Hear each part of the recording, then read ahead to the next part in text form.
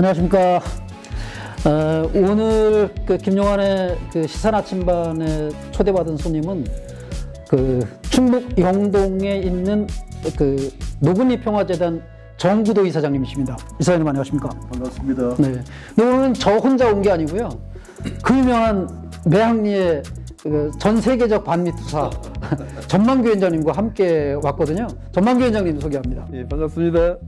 저희 이제 전만규 위원장님은 여러 번 출연해 주셔서 이게 어떻게 진행되는지 아시겠는데, 이제 정구도 이사장님은 처음 출연이세요. 제가 사실 오래전부터 모시고 싶었는데 워낙 멀고 가서 사실 이제 기회를 못 내다가, 이분들이 두 분들이 참 저기잖아요. 노근리에서 매학리까지라는 책의 공동 저자 되세요. 20년 전에 나온 책이죠. 그 책의 공동 저자들이신데 잘 못 만나고, 그래서 정구도 이사장님이 전만규 위원장님이 걸어가시는 길에 상당히 앞부분까지 와서 이 노근리 평화 공원, 기념관 이런 것을 해본 경험이 굉장히 앞서서요.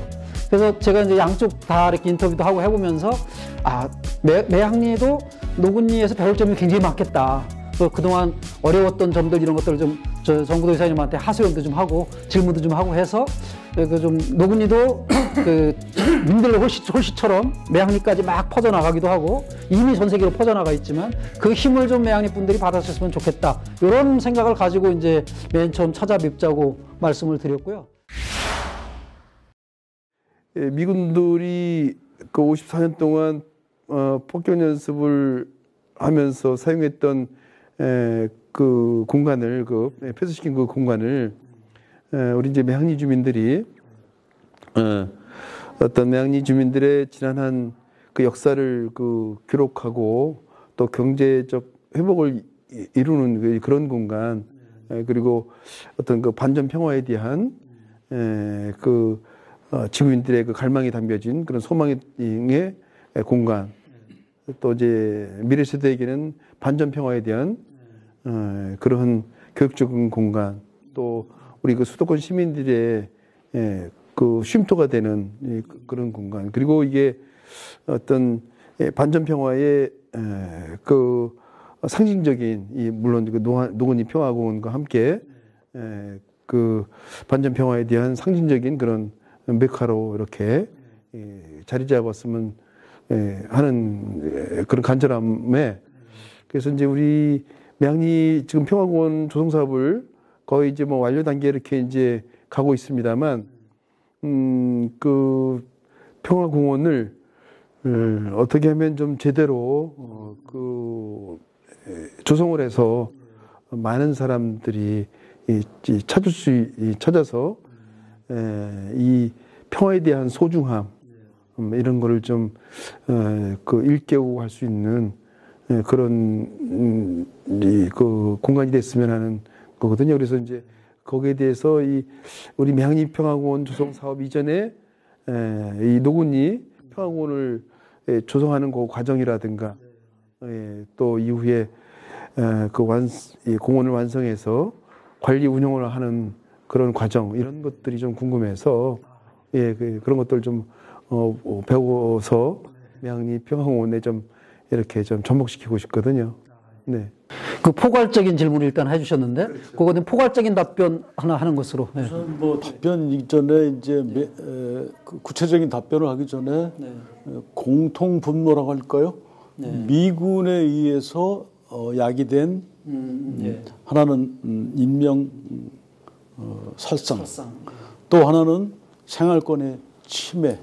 어쨌든 미군에 의해서 야기된 사안이라는 측면에서는 공통 분모가 있어요.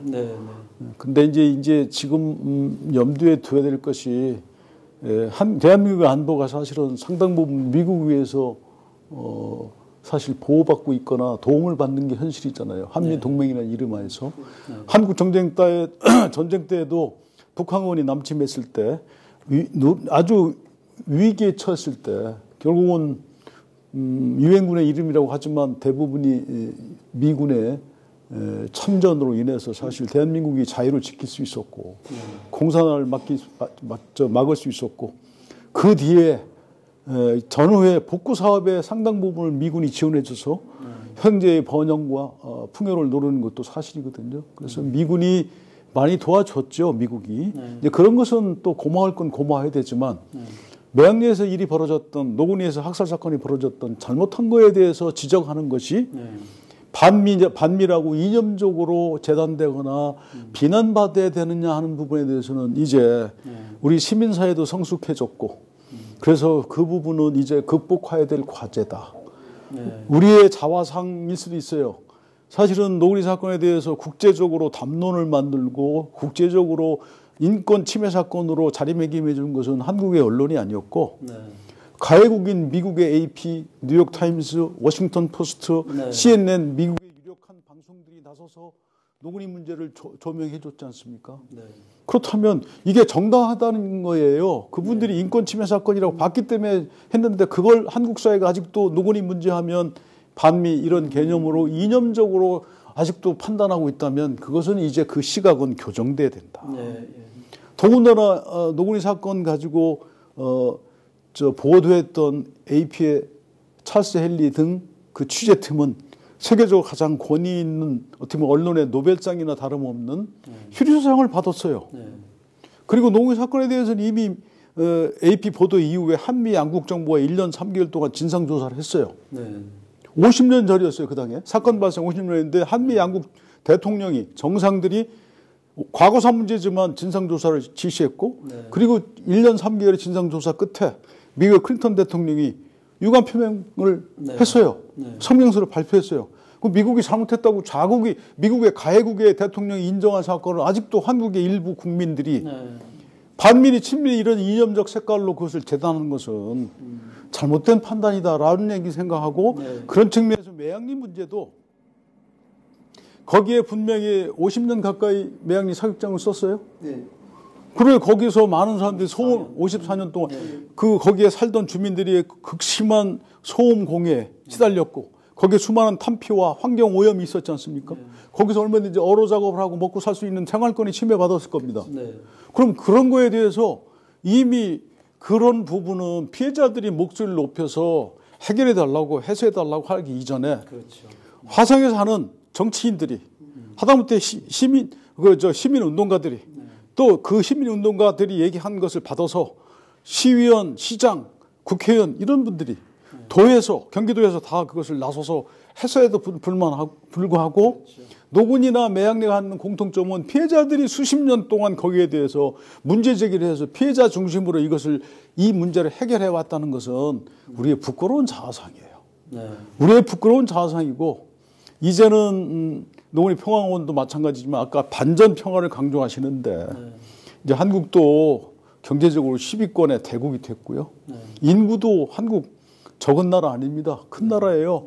우리가 좀 너무 왜소하게 자기를 작게 생각하는 소아병적인 그런 생각을 가지고 있다면 이제 노구니나 매양리 문제는 이념 문제가 아니고 인권 침해 문제이자 생활권 침해의 문제고 가해국이 그것을 다 인정했다면 이제 이념적으로 재단하는 그런 것을 극복했으면 좋겠다.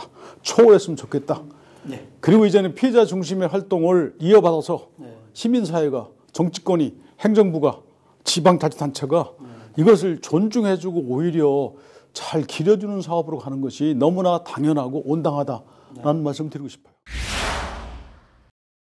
노구니 평화공원 그 전시 공간에는 어떤 형태로 그런 것들을 그 프로젝트를 어떻게 진행해서 완성해냈는지 그런 것이 좀 궁금합니다.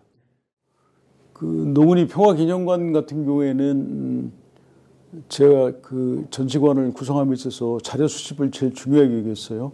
그래서 그 자료 중에는 내신이든 외신이든 방송이든 신문이든 그 매양리에 관련해서 그간에 방송됐던 보도됐던 그런 것들이 잘 정리돼서 그 중에서 취사 선택해서 전시 공간에서 아마 보여줘야 될 것 같고요. 이제 그러면서 정말 우리 염두에 둘 것이 매양리 기념관은 평화기념관이라면 구체적으로 어떤 매양리 정신을 보여줄 것인가. 근데 아마 그 핵심은 몇십 년 동안 4,000명의 피해자들이 어려운 미국 정부, 한국 정부를 상대로 해서 생활권을 보호받고 그 폭격정을 폐쇄하는 운동을 했잖아요. 그것이 반미 운동이 아니고 결국은 생활권 보호 운동이었고 미국에 대한 반미 운동이 아니라 생활권 회복의 운동이었다라는 것을 보여주는 것이 그 매학리 평화기념관이 많은 국민들로부터 화성 시민으로부터 사랑받는 것이고 많은 방문객을 불러 모을 수 있는 가장 핵심적인 내용. 그러다 보면 전만기 위원장님 비롯한 거기에 오랫동안 정말 절규했던 피해자들의 목소리를 순수하게 보여주면서 그것은 정부에 대한 반정부가 아니고 반미에 대한 활동이 아니었고 순수하게 우리 생활권 회복의 운동이었다. 그리고 폭격 폐쇄를 목적이 아니라 사실은 정말 전혀 우리 국민들이 피해받지 않는 다른 안전한 곳의 폭격장의 이전 문제였다라고 좀 그것을 공감대를 얻어내고 이해시키는 작업이 굉장히 중요해요. 그러나 그 과정이 지난했다. 그러나 그 과정을 이제는 한국이 적어도 10대 경제국의 대열에 들어섰고 강대국이 됐는데 약소국이 아닙니다. 저희들이. 그랬을 때 국가의 자존감이 문제가 있어요. 그래서 그것을 피해자들이 몇십 년 동안 앞장서서 계속 해결의 일선에 나서도록 하는 것은 이제는 우리 국격에 맞지 않는 일이었다. 앞으로는 지역의 정치인들이, 행정가들이 이제 그런 것들을 지역의 현안들, 민원들을 해결하는 중요한 반면교사로 삼아야 된다. 노근리 사건도 그랬고 매학리 사건도 들어보니까 역시 마찬가지였다는 거죠.